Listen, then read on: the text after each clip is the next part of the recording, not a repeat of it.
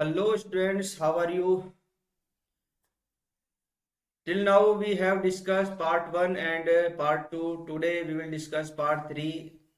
The name of chapter electric charge and field. It is the physics of the 12th class. So today we will discuss part 3. First topic are given here, dielectric constant. What it means of dielectric constant? The ratio of electrostatic force acting between two point charges placed in vacuum and a medium equal to dielectric constant of that medium. ये कहना चाह रहा है कि अगर कोई force है electrostatic force जो दो चार्ज के बीच में लग रहा है जब चार्ज एट रेस्ट पे है, मीडियम के अंदर कितना चार्ज है और वैक्यूम के अंदर कितना चार्ज है. सो डाइलेक्ट्रिक कांस्टेंट इसको अपन रिलेटिव परमिटिविटी के नाम से भी जानते हैं, इसे एप्सिलॉन आर से अपन इसको डिनोट करते हैं. इक्वल होता है force between two charges, force between two charges, 1 minute, sorry, force between two charges in vacuum मतलब F note, force between two charges in medium यानी FM मतलब एप्सिलॉन आर इक्वल होगा F naught upon FM. F note force in vacuum and FM means medium. So we can say that epsilon r बराबर f naught upon F M बराबर 1 upon 4 pi epsilon naught Q1 Q2 R square and 1 upon 4 pi epsilon Q1 Q2 R square. 1 upon 4 pi से 1 upon 4 pi cancel, Q1 Q2 R square से Q1 Q2 R square cancel. ऊपर क्या बच गया 1 upon epsilon note and नीचे 1 upon epsilon. Cross multiply करेंगे epsilon ऊपर epsilon naught नीचे. So we can write here epsilon R equal to epsilon upon epsilon naught. Are you get my points? So we can say here we can say that dielectric constant epsilon R equal to F naught upon F M या फिर epsilon R equal to epsilon upon epsilon naught. दोनों का जो ratio आएगा उसमें जो चीजें cancel हो जाएगी, उसके बाद में बचने के बाद में एप्सिलॉन आर बराबर क्या हो जाएगा एप्सिलॉन अपॉन एप्सिलॉन नोट. इसे डाई इलेक्ट्रिक कांस्टेंट के नाम से जाना जाता है. It is known as dielectric constant. Are you getting my points? Next point here epsilon को क्या कहते हैं? Permittivity of medium, permittivity of medium and epsilon naught permittivity of vacuum. So we can say that epsilon बराबर epsilon naught और epsilon r because we have discussed epsilon upon epsilon naught. Okay, so इसको यहाँ पर cross multiply करेंगे तो epsilon बराबर क्या आ जाएगा epsilon नोट और epsilon r. yes or no? We can use in different type of forms here. Substance कुछ सब्सटेंस के नेम यहाँ पर दिए गए और डाइलेक्ट्रिक कांस्टेंट उनका क्या क्या वैल्यू होती है.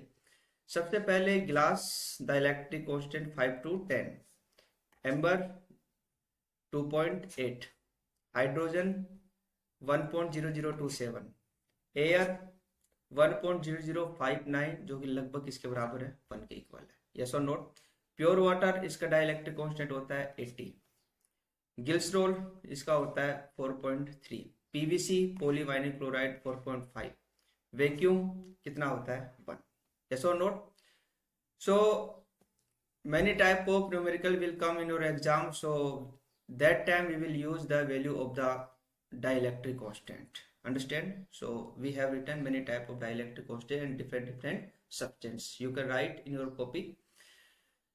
Here we will discuss all type of topics in detail form. So you can write in your copy and you can make your notes for revision and increase your knowledge. Next point, vector form of Coulomb's law.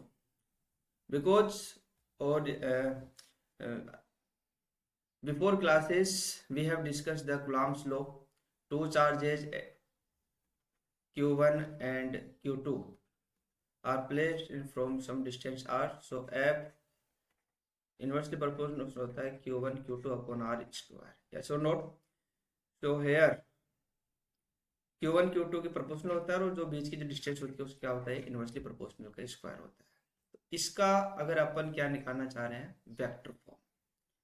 Late 2 point charges are Q1 and Q2, 2 point charge है यहाँ पर अपन मान रहे हैं, ये Q1 है और ये Q2 and their position vector with respect to the origin point, ये आपका origin point O, R1 and R2, ये ओरिजिन पॉइंट O है, ये है Q1 और O के बीच में वेक्टर जो पोजिशन वेक्टर है वो कितना है R1, और O और Q2 के बीच में पोजिशन वेक्टर कितना है R2। Q1 और Q2 के बीच में जो डिस्टेंस है उसको अपन बोलते हैं यहाँ पर R21। ये कैसे आई, अभी अपन इसको देखते हैं। ये इसका डायग्राम है। If position vector of the charge Q2 with respect to charge Q1 is R21, यानी position vector of charge Q2 with respect to Q1 के रेस्पेक्ट में Q1 का क्या है, ये पोजिशन वेक्टर है, इसको अपन R21 बोलते हैं, इसका और इसके बीच में ये R21 vector. Okay, from triangles law of vector addition, triangles law of vector addition आपने 11th क्लास में पढ़ा होगा, you have read in 11th class of chapter vector, chapter like scalar and vector. Okay, so here we will describe here what is means of the vector triangle law of the vector addition। ये एक पहला vector है, ये एक दूसरा vector है, ये adjacent vector है, एक तो ये वाला और एक ये वाला, तो इन दोनों का जो सम है वो किसके बराबर आएगा, R2 के बराबर, यानी R1 vector plus R21 vector equal आएगा R2 वेक्टर। देखो यहाँ पर triangle of vector addition R1 plus R21 vector बराबर R2। अब मेरे को वैल्यू किसकी चाहिए, R21 वेक्टर की, सो R21 वेक्टर बराबर R2 माइनस ये प्लस R1 उधर जाएगा तो ये minus R1। Understand? So bye Coulomb's law force, so we can write here R21 vector equal to R2 vector minus R1। we will write equation number first by Coulomb's law force on Q2 by Q1। Q2 जो force है, force on Q2 by Q1, यानी Q1 charge है वो Q2 पर कितना force लगा रहा है। देखो अभी अपन ने देखा था, ये Q1 है, ये Q2 है। ओके, सो Q1 के ऊपर चार्ज कौन अप्लाई करेगा, Q2, और Q2 पर चार्ज कौन अप्लाई करेगा, Q1। तो यहाँ पर अगर इसके ऊपर ये चार्ज अप्लाई कर रहा है तो फोर्स कितना हो गया, F21, क्योंकि Q2 पर Q1 फोर्स अप्लाई कर रहा है। सो ये हो गया, और Q1 के ऊपर अगर Q2 के द्वारा अगर फोर्स अप्लाई किया जा रहा है तो फिर यहाँ पर क्या आ जाएगा, F12। इसका मतलब ये होता है F12 जो पहले होता है उसके ऊपर इसके द्वारा फोर्स अप्लाई होता है, और F21 इसका मतलब 1 के द्वारा 2 पर फोर्स अप्लाई हो रहा है। अंडरस्टैंड? ये दो चीजें यहाँ पर दी गई है, two type of thing is given here. By Coulomb's law force on Q2 by Q1, Q1 पर Q2 पर Q1 के द्वारा कितना फोर्स अप्लाई किया जा रहा है, तो Coulomb's law से अपन क्या कहेंगे, यानी 2 पर F1 के द्वारा जो फोर्स लग रहा है, सो F बराबर क्या होता है, 1/4πε0 Q1 Q2, फोर्स तो दो चार्ज तो आपके पास 2 ही है, Q1 और Q2, और बीच में डिस्टेंस R21 और इसका स्क्वायर। अपन जानते हैं चूंकि from Coulomb's law F equal to 1/4πε0 Q1 Q2 upon R square. अब यहाँ पर इसके और इसके बीच में डिस्टेंस तो कितनी है, R21 वेक्टर, और इसका अगर अपन डिस्टेंस Coulomb's law अगर अप्लाई करेंगे सो इसका अपन क्या लेते हैं, स्क्वायर। यस और नोट? सो यहाँ पर अपन ये लिखेंगे R21 वेक्टर का स्क्वायर, और कैप R21 कैप, ये क्या है, यूनिट वेक्टर जो कि डायरेक्शन को फॉलो करेगा। Okay, now we know that, हम जानते हैं the unit vector R21 cap equal to R21 vector upon R21 vector का मोड, मतलब यूनिट वेक्टर ऐसे उसका मैग्नीट्यूड होता है। यूनिट वेक्टर अगर R कैप है तो R वेक्टर तो ऊपर रहेगा, और उसी का अपन क्या ले लेंगे, यहाँ पर मैग्नीट्यूड ले लेंगे। Understand? that type of topic we have read in 11th class, okay, in vector chapters, in chapter number almost 3 chapter। so F21 vector बराबर 1/4πε0 Q1 Q2 अपॉन इसकी वैल्यू, मतलब R कैप की वैल्यू ये है R vector upon R vector का mode. तो यहाँ पर R21 का कैप की वैल्यू कितनी होगी, R21 वेक्टर अपॉन R21 का मोड। ये वैल्यू उठा के अपन यहाँ पर पुट करेंगे, we will put the value of R21 cap, so we will get here R21 square and R21, so we will write here cube, and R21 cap की जगह पे क्या हो जाएगा, यहाँ पर R21 vector. Understand? I hope you have understand. Okay, Next, now when charge Q2 act on Q1, Q1 पर अब Q2 भी फोर्स अप्लाई करेगा ऐसे। So the vector low R21 बराबर क्या हो जाएगा, R1 vector minus R2 vector. Okay, F12 force यहाँ पर F12 है, सो 1/4 पाई एप्सिलॉन नॉट, वही Q1 Q2, और यहाँ पर कैप R21 का स्क्वायर और R12 cap. We know that by unit vector same as R12 बराबर क्या हो जाएगा, R12 वेक्टर बराबर R12 वेक्टर का मोड।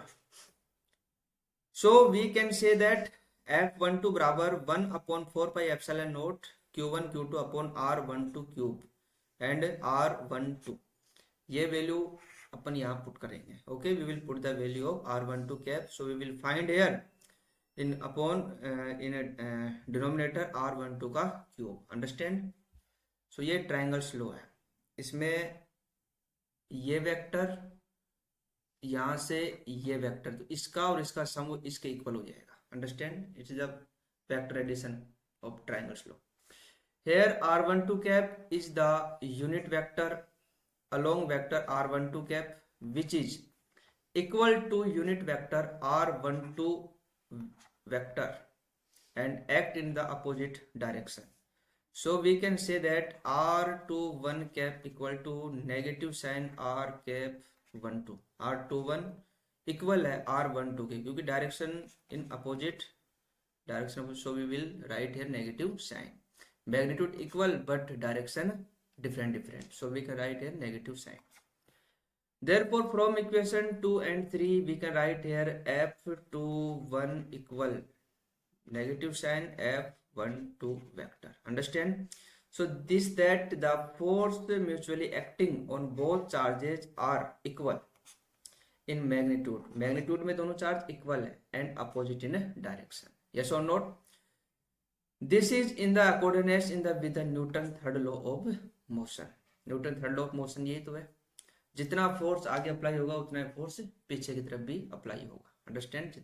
मतलब दोनों सेम मैग्नीट्यूड में सेम रहता है, F12 बराबर F21, but direction opposite. Okay, this is called the third law of motion. यानी एक बॉडी किसी दूसरी बॉडी के अगर ऊपर फोर्स लगा रही है तो दूसरी बॉडी भी पहली बॉडी पर कितना ही फोर्स लगाएगी, बट डायरेक्शन दोनों की डिफरेंट। जैसे one object is pencil, one object is pen. Pencil इसके ऊपर जितना फोर्स अप्लाई कर रही है तो ये पेन इस पेंसिल पे भी उतना फोर्स करेगा अप्लाई, बट इसकी डायरेक्शन रहेगी इधर और इसकी डायरेक्शन रहेगी इधर, direction opposite but magnitude same. Understand? This is called the third law of motion. I hope you have understand. Next point, force between multiple charges and the principle of the superposition. Next point, principle of superposition is used to find resultant force at a point in the presence of more than two charges. Understand? दो से अधिक मेरे पास में किसी place में अगर charge है और उनका अगर किसी पॉइंट पर डिफरेंट चार्ज है, उनके द्वारा कुल कितना फोर्स यानी रिजल्टेंट फोर्स कितना अप्लाई किया जाएगा, उसको अपन यहाँ पर प्रिंसिपल ऑफ सुपरपोजिशन कहते हैं। According to this principle resultant force on a charge is equal to the vector sum of Coulomb's force acting on the charge। मतलब किसी पॉइंट के ऊपर जो डिफरेंट चार्ज है उनके द्वारा कितना फोर्स अप्लाई किया जाएगा, तो वो इनके बीच में लगने वाली कूलॉम्ब फोर्स के सभी का सम हो जाएगा। एफ नोट या एफ ओरिजिन के ऊपर जो पॉइंट है या F vector equal F1 vector, F2 vector, F3 vector dot plus Fn vectors. Yes और note? So according to this principle, resultant force on a charge is equal to the vector sum of the Coulomb forces। सभी को अपन क्या कर देंगे, add कर देंगे, उस particular charge पर कितना फोर्स अप्लाई किया जा रहा है। यस और नोट? उन सभी का वेक्टर सम होगा। Force between multiple charges, let Q1, Q2, Q3, Qn are the charges present in a region whose position vector with respect to the origins point O। Their position vectors are r1 r2 r3 and rn respectively. यहाँ पर कोई origin पर एक point q note रखा हुआ है, इसके चारों तरफ ये q1 चार्ज है, q2 charge, q3 q4 and qn। तो इसके ऊपर जो टोटल फोर्स जनरेट होगा वो ये इसके ऊपर कितना फोर्स लगा रहा है, ये इसके ऊपर कितना फोर्स, कितना फोर्स, कितना फोर्स, और इसके द्वारा कितना फोर्स, इन सभी का अपन क्या कर लेंगे, रिजल्टेंट फोर्स निकालने के लिए सबका कैलकुलेट फाइंड आउट करेंगे। अंडरस्टैंड?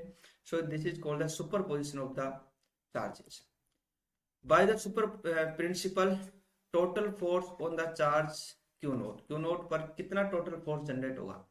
सो f नोट वेक्टर बराबर f01 plus f02 plus f3 plus f0n, मतलब q नोट q1 के बीच में कितना फोर्स है, q नोट q2 के बीच में कितना फोर्स है, q नोट q3 के बीच में कितना फोर्स है, q नोट q4, और ऐसे करते जो भी जितने भी चार्ज होंगे सबका अपन यहाँ पर क्या निकालेंगे, vector sum. Understand? So force on q naught by charge q1, force on q naught by charge q1 के द्वारा q2 पर कितना फोर्स अप्लाई किया है, तो f01 वेक्टर बराबर 1/4 पाई एप्सिलॉन नोट। अब दो चार्ज कौन से हो गए, q नोट और q1, तो यहाँ पर ऊपर तो क्या आ जाएगा, q नोट और q1, और बीच में डिस्टेंस कितनी थी, उनका पोजीशन वेक्टर कितना था, r01, और उसका मैग्नीट्यूड का होल स्क्वायर, और यहाँ पर डायरेक्ट उसका पोजीशन वेक्टर का जो यूनिट वेक्टर है r01। Understand? We will write equation number second.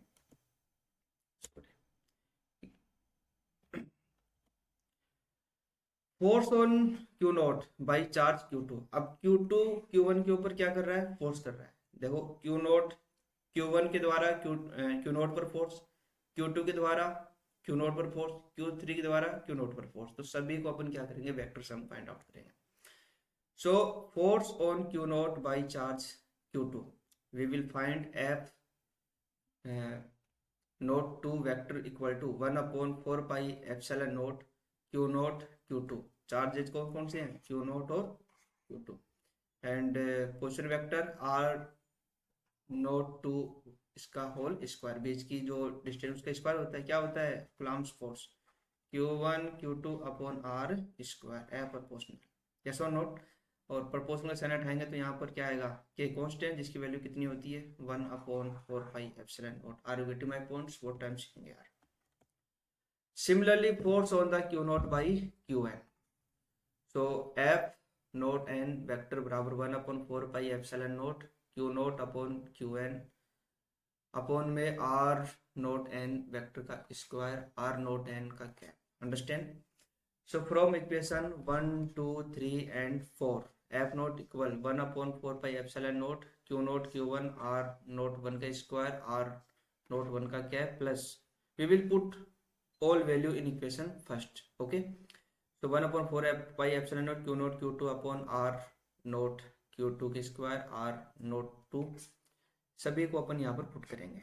यहाँ से q naught q naught q naught and 1/4 pi epsilon naught 1/4 pi epsilon naught 1/4 pi epsilon naught we can take common. Okay, and in bracket we will find q1 upon r naught 1 का square, ये unit हो गया, q2 plus dot qn. Okay, we will write in some like superposition q naught upon 4 pi epsilon naught sigma, we will write here a sign sigma. Sigma जो present करता है वो सम को करता है। आई यानी यहाँ पर जो वैल्यू आ रही थी 0, 1, 0, 2, 0, 3 ये आ रही थी, तो यहाँ पर आई की वैल्यू आएगी 1 से लेकर के, और आई का मान कहाँ तक चलता है, n तक। अंडरस्टैंड? और यहाँ पर जो q1 q2 q3 था, तो इसको अपन राइट कर देंगे यहाँ पर qi, और i का मान रखते चलेंगे यहाँ पर 1 2 3 4 5, और नीचे की तरफ r0 1 1 2 ऐसे था, तो यहाँ पर b r नोट और यहाँ लिख देंगे i। अंडरस्टैंड? और वेक्टर और इसका होल स्क्वायर, और यहाँ पर r कैप था उसको लिख देंगे r note i, and value of I here, so we can write here 1 2 3 4 and 5. Yes or no? So we can write in summation. So total force F naught vector बराबर Q naught upon 4 pi epsilon naught sigma I equal to 1 to n Q I upon R naught I square mod का square और R naught I और vector. This is called the superposition of the charges. Okay, so this is our topic, and in this class we have discussed some important points. I hope you have understand. You can write in your copy in detail form. Okay, first topic are given here dielectric constant यानी force in vacuum force in medium दोनों को अपन क्या ले लेंगे, ratio ले लेंगे. जो cancel वाली चीजें है वो कैंसिल हो जाएगी और लास्ट में एप्सिलॉन आर बराबर एप्सिलॉन अपन एप्सिलॉन नोट अपन फाइंड आउट करेंगे. और एप्सिलॉन आर को अपन बोलते हैं रिलेटिव परमिटिविटी. अंडरस्टैंड.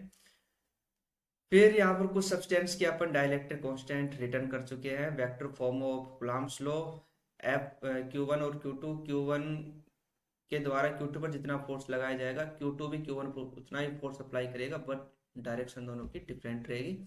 और ये थर्ड लॉ ऑफ मोशन को क्या करता है, फॉलो करता है. Understand. We have written all detail here and we have discussed about the triangles vector law. Okay, and we have discussed about the superposition principle of the superposition of charges and force between the multiple charges. अगर किसी particular reason में किसी charge पर different charge अगर के द्वारा force लगाया जा रहा है तो टोटल जो फोर्स जनरेट होगा वहां पर तो सुपरपोजिशन के द्वारा निकल जाता है. सभी का वेक्टर सम अपन कर देंगे. और ये लास्ट में ये जो फॉर्मूला आपको दिख रहा है एफ नोट वेक्टर बराबर क्यू नोट अपन 4 pi epsilon naught sigma I equal to 1 to n Q I R naught I का स्क्वायर. अंडरस्टैंड. और आई की value we can write here I equal to 1 2 3 4 and 5 according to your choice. Okay, so thank you. Nice to discuss with you. Best of luck, and I will try to give my best for your bright future. And as you know, on this channel we will discuss about physics in detail form. Okay, so thank you. Nice to talk with you. Best of luck.